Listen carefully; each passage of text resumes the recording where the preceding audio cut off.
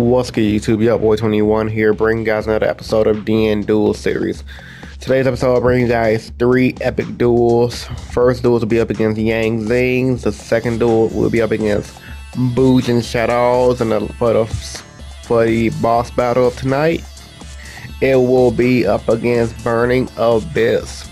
Now, do mind you guys, I am not using my current list of Geargias for one main reason, which is the fact that I recorded these duels about a week ago. So since these duels I recorded about a week ago, it is using an outdated version of my deck, but I still find out a way to pull off some fantastic victories for you guys. So as you can see, the Zing player started off strong, bringing out that new Herald card. And this is where my true Yu-Gi-Oh player Zings shine, because I looked at the card, read it, well, skimmed through it, and didn't really pay attention to it. Tried to run it over with my arsenal, and nothing happened. So I read it again, and I'm like, okay, he can negate. I was thinking about regecking his field, and I'm like, okay, he can negate effects, and etc. And I'm like, I don't want him to get his Dark Guy's effect off. And I'm like, you know what? I was just running over with Arsenal like a big scrub, and nothing happened. So main phase 2, I said fuck it, I'm just gonna regek it. He's gonna negate, and I'm gonna be in a good position because I get through got back row, and he's playing Zing. His back row is probably a skill drain, and or that one continuous trap card that allows you to recruit Zing monsters from the deck to the field. And for some reason he thought I attacked the Dark Guy, and I'm like, dude, what are you doing? I didn't attack the Dark Guy. So I had to special summon the Dark Guy back to his field, and in my turn, as you guys can see. So I have the limiter removal and gear frame just sitting in my hand, and I'm not gonna lie, I'm a big advocate of the limiter removal in any Machina based deck, but in my newer Geargia deck profile will be coming in the distant future once I complete it, and like as the build I'll be taking to ARG Chicago. It's just the simple fact that like limit removal, it'll sit in your hand because you always want to use it for the right moment. You don't want to just use it just to deal a quick 3k damage, because at that point you might as well play a burn deck if you want to deal quick damage that fast, in my opinion. So I special summoned the accelerator, bring out the X, because I feel like it was the better play over summoning gear frame. And I believe I'm gonna search our ancient gearbox, because I am playing gearbox in this build. And I go for the no, I said I didn't play it. I'm not playing gearbox in this build. Oh, that was in my Burning Abyss build. My bad. I forgot I didn't record these duels. I forgot I don't record these duels on the same days. They all do recorded on different days, so I wanted to add resources to my hands, which is why I brought the auger to the field, because I felt like if he had enough back row like a Mirror Force, because you run into random shit like Mirror Force on DN, I will get my butt kicked. So I do gear frame twice and just end my turn. And I thought it was gonna synchro, but I guess he couldn't. I don't think the Dark Guy's a tuner. So I use both of my X's effects to get back both of my accelerators out of the graveyard.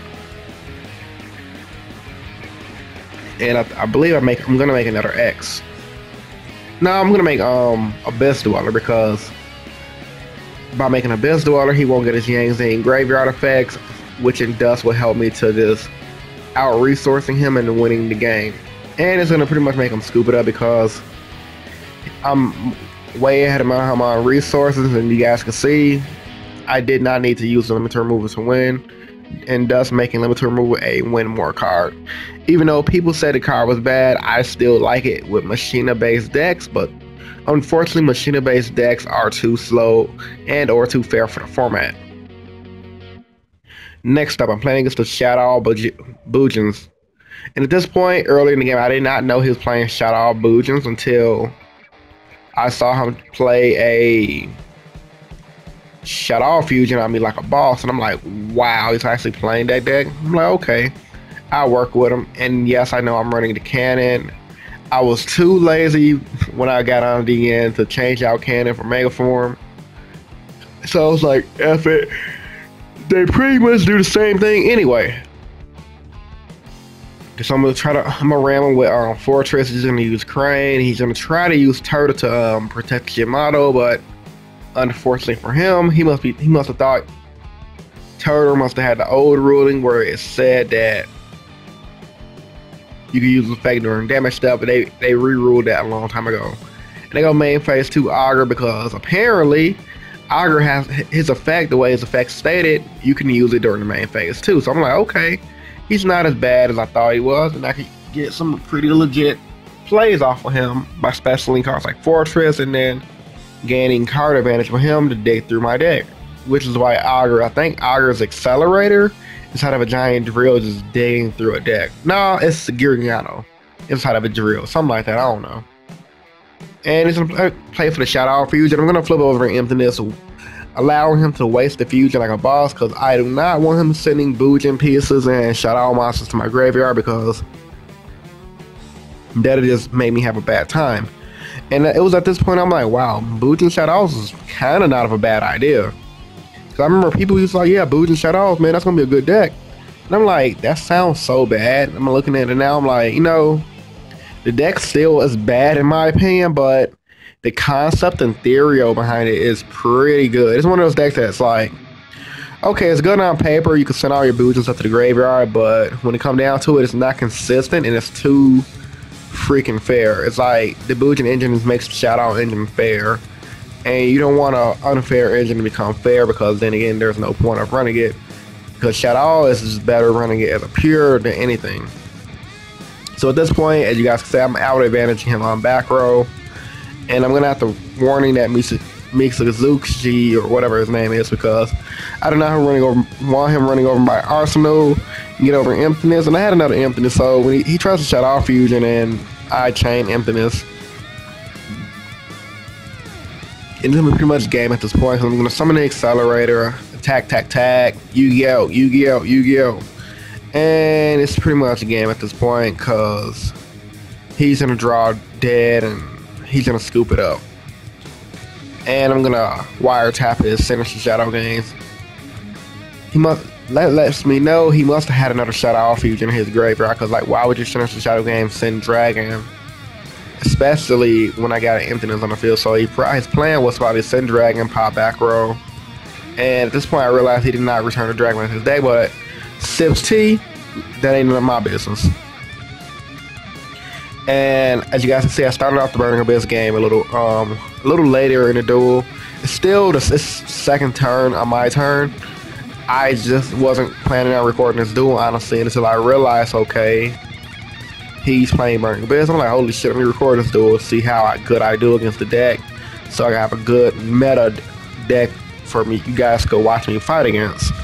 Because honestly, when I watch duels, I rather watch a tier 2 deck fight against a meta deck rather than watch a meta deck versus meta deck, because that's just boring, honestly.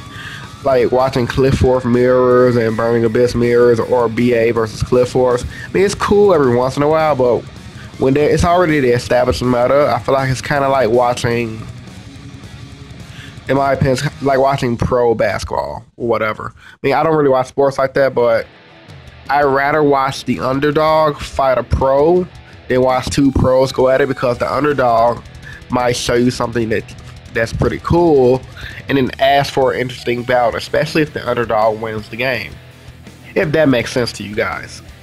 So I went for the play to break this good on tour guide, and he traps on me, which kind of frustrated. So I chained Compose to the tour guide, because I did not want him bringing out Dante, because that would have gave me a hard time. But he winds up having another Burning Abyss monster in his hand. I'm like, crap. And he makes Alucard. I'm like, okay, I already do with Alucard and Dante, and he's still gonna shift through his deck as crazy as Burning Abyss does, because they just gain advantage. And my hand right here is not that bad. I'm gonna go for it. Accelerator, Special Accelerator, and I'm gonna go for the Geargia play, so that way I'm thinning through my deck, and I'll have enough food for Fortress to spam out to the field and deal in some heavy damage. So Fortress is gonna special, ditching the Geargia, and X is gonna run over that guy, and Force is gonna deal up the life points. And I have a D prison in my hand too, so I feel like I'm in a pretty good position right now. So speaking of pretty good positions, and I don't like really doing all these videos based on Yu-Gi-Oh! Let's get to some cartoon talk right now. Did any of you guys watch the Futurama Simpsons crossover this past Sunday? I was actually able to catch it, and honestly, it was a pretty good crossover episode. Spoiler alert for you guys that didn't see it, or you guys should have saw it already. For you guys that didn't see it, I'm about to spoil a little bit of it for you, so turn the volume on low or stop watching the video. But anyway, okay, don't stop watching the video, just put the volume on low for the next minute or two. Premise of the episode was pretty cool. Bender goes back to the past to kill Homer, but loses his memory. Him and Homer become best friends. I thought that was pretty awesome. I also thought the fact that how Bender was actually the time machine, and in the future, which is the reason why Bender had to go back to the past, was because of Bart had like some radioactive Bart monsters killing people. And the only reason they were killing people was because Simpsons Bart school, they did like one of those little time box thingies where you put something in the time vault. I think I did that back when I was in grammar school like a long time ago, I forgot. And Bart basically blew his nose and it fused with some radioactive goop that came from Mr. Burns' factory and made Bart creatures. It was a pretty epic episode. It wasn't as funny as I thought it would have been, but it was one of those things where it was like, it was very entertaining, but not that funny. And I'm okay with that because like everything doesn't have to be balls to wall funny. It was just good seeing a crossover. Like I'm a big fan of crossovers for no matter what series it is. For you guys that already know or don't know, I am a huge fan of Power Rangers. So it's like when Power Rangers do their crossovers episodes, it was pretty epic. I'm more of a fan of the American version than the Japanese version, but I do love the Japanese versions a lot. If you guys are interested in Power Rangers and want to check out the Japanese version, I highly suggest you check out this one called Go Kaisers. It is the Japanese version of the American series Super Mega Force, and Super Mega Force is very, very shitty in comparison, and the Japanese version is badass. But yeah, enough of that talk. But yeah, crossovers are amazing. And at the end of the Simpsons episode, they said more crossovers coming soon. So I'm assuming that means they're gonna either do an American Dad Simpson crossover or maybe Bob's Burgers or something like that. But I would assume it's American Dad because American Dad has been out for a while now. It is a very popular show, and like realistically, who else would he do it with? The Cleveland show? Like that would make no sense to me. Still have to check out that Simpsons Family Guy though. I heard that was pretty epic. Anyway, back to the duel. He has me in a bent over position. Damn, that sounded gay. Against a acid golem, but it left me in a good position because now since I forced him to go into the acid golem, he can't really do anything, and my fortress popped his acid golem. And he's gonna try to keep acid golem on the field on some slick shit, and I'm like, destroy? Which is why I hate playing on Duel Network, because people be trying to be on that slick stuff, and it's really, really annoying. So from this point on, I'm just gonna poke him to death with armor, and it's gonna beat his life points up. And honestly, I got lucky because I ripped the armor and he didn't draw out to it. GG no read, so that's pretty much Yu-Gi-Oh for you guys. With all that being said, hope you guys enjoyed this video. If you did, give it a big thumbs up to show your support. As always, comment down in the comment section below. What are you guys' thoughts on today's duel? Also, comment down in the comment section below. How do you guys like the music in my videos? Because I'm really curious on, are they adding flavor to my videos? Are they adding more professionalism? Or are they just plain annoying and should I just stop them? So, once again, this is Jabba21 with DN Duel Series number 8. Rate, comment, subscribe, and I'm out, guys. Deuces, have a good day.